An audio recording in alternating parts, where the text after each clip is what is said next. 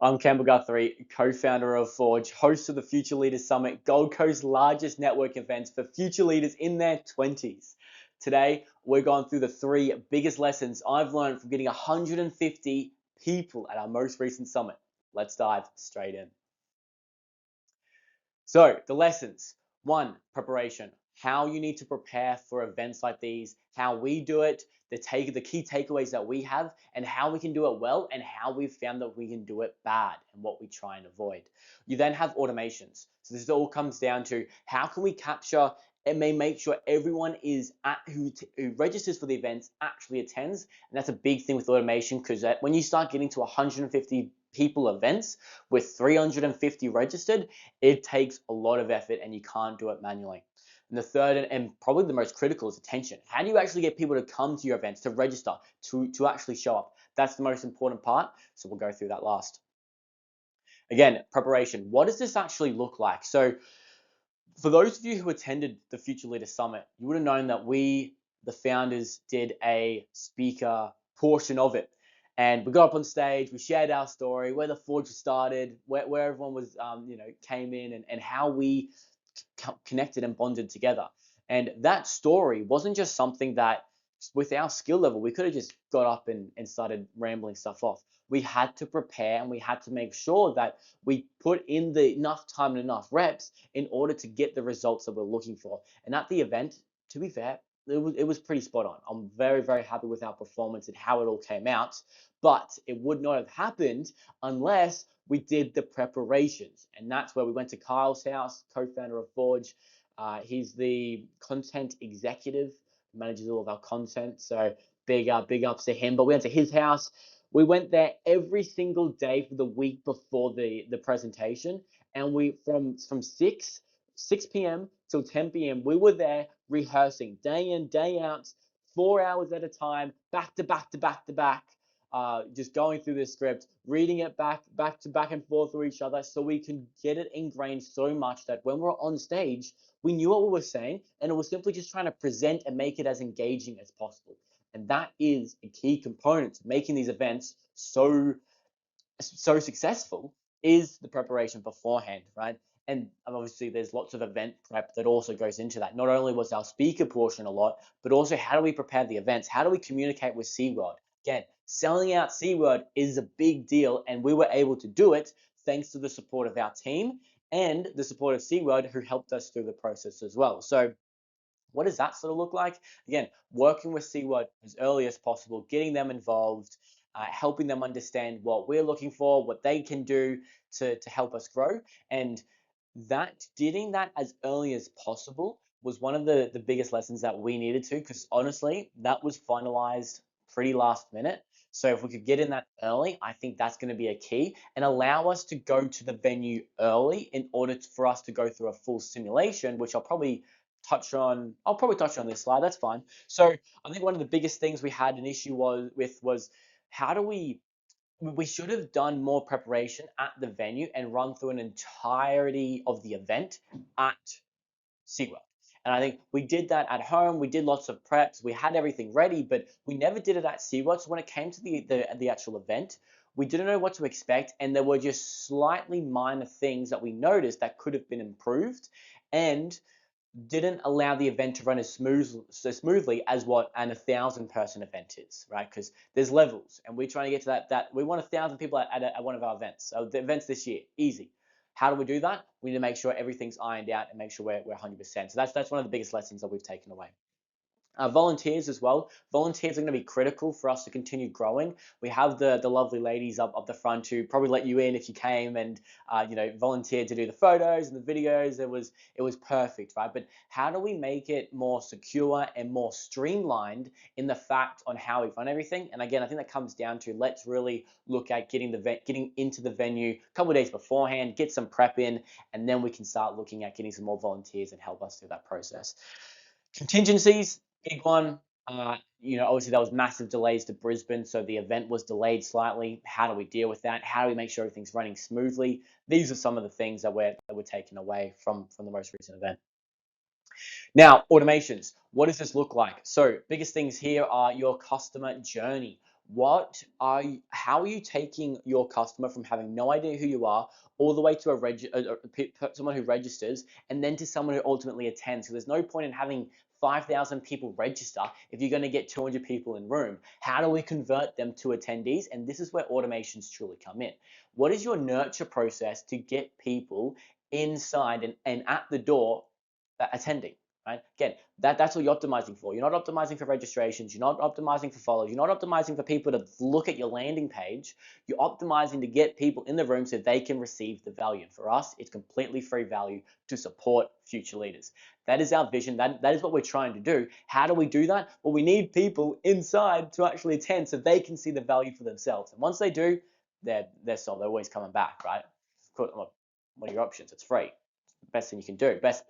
Best time you can invest in yourself, right? So one of the things that we implemented around this was more emails around who we are, what the Forge is, what our mission is, what we're trying to do, and the journey behind that. And that seemed to really help people with the buy-in around, okay, these guys are legit. I trust them. I understand what they're about. I'm going to actually attend the event and take that next step towards leveling up my personal self.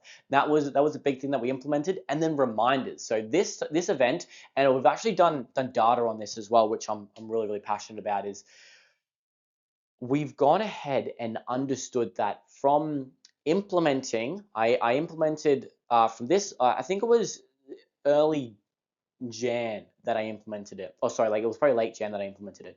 Is we had SMSs being sent out as like you have confirmed your registration, that an SMS being sent out, and then we're also sending out an appointment as well. So an appointment gets put directly into your calendar as soon as you register, and what that allows you is for people to see, okay, I have this event that I signed up to a while ago. It's in my calendar.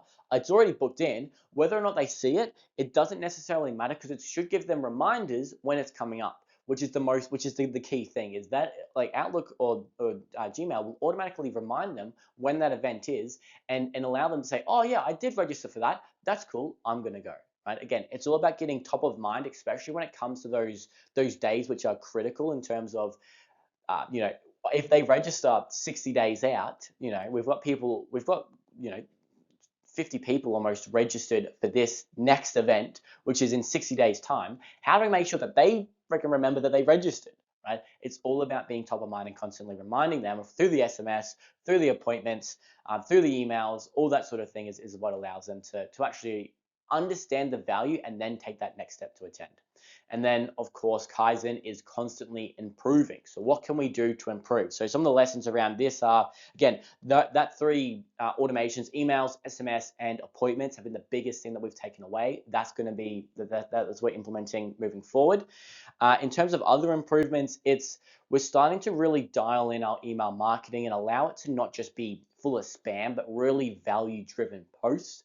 And that's going to, again, get people engaged in our emails. So when we do send reminders, they are being remembered. And what we found is we're getting unreal open rates, click-through rates with our emails, which means people are bored and people are buying what we have to offer because they can see the vision. They can understand that we're just simply doing it to support the future leaders. And they're like, I believe them.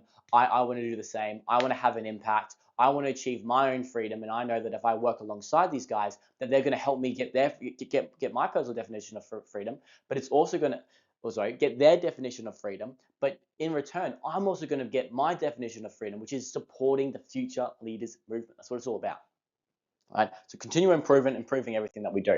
In terms of attention, this is going to be the biggest thing that you need to get 150 people in a room, right? Is how do we get attention? How do we get people who don't know who you are to sign up for your event and then attend? Again, it comes down to really the core four. What are the core four ways that you can advertise to someone or you can tell someone about your product? You've got organic social media, you've got paid ads, you've got cold outreach, and you've got warm outreach. And what the Forge does is we've combined most of those together, which allows us, which is warm outreach and paid ads, to get the best results. So what we found is the best method in getting people involved in what we're saying and what we're doing is by actually connecting with them with a real person. So when you join and find the Forge and follow the Forge's page, we DM you personally. So I DM everyone. Claire DMs some people as well, and we work together as a team to make it a streamlined process and a personalized touch. So you're not just dealing with some robot, or you're not just handed off. You're really getting to connect with an actual person, which is a really big thing that most companies don't value, but it's becoming more and more important with this AI day and age. So that's one of the biggest things that we've found is paid ads to the DMs, which then allows us to close via that. And that's, again, that's the strategy behind it. But ultimately, it's like, okay, we sort of have those two down, which, I mean, it's more just paid ads rather than warm outreach. It depends how you define it. But one of the things that we're doing a big push on right now is organic content. How do we get people bought in with the authority versus authenticity play? Right? So we have the authority play, which is what the Forge is. The Forge Instagram account is very authority driven. It looks really good. It looks like, the real deal, but there's not much personal touch there. Now, there's a point where we actually like that, because what we found is that the more people who attend the events, especially the most recent one, they were all presenting themselves at a much higher caliber. Like, more people were in suits, more people were wearing business shirts, and that's what we want. We want more people leveling themselves up and presenting themselves in the best light, because that's going to allow them to get the best results. Right? I mean, it also helps us make our events look better and make our events look like that next level as well, because everyone's going to be in suits eventually. And that's through the authority that we're building through the Instagram page. And people see, like, oh, okay, they're wearing, like, us personally are wearing suits in their videos. I need to wear something like that to these events, which is exactly what we want. However, that personal touch is something important, which is why we are going to start creating, and why I'm doing this series, is that authenticness, where we can spend a little bit more time with one another. You can understand where my headspace is. I can sort of connect with you more, and you can build that genuine connection with us, with the team, and realize that we are exactly who we say we are, and we're going to deliver on exactly what we say we deliver. And that's just what we do. We're good at that. That's what we do. We don't bullshit. We're not like, most of the other freaking content creators out there. We are just genuine people trying to genuinely support the future leaders, and that's what it's all about.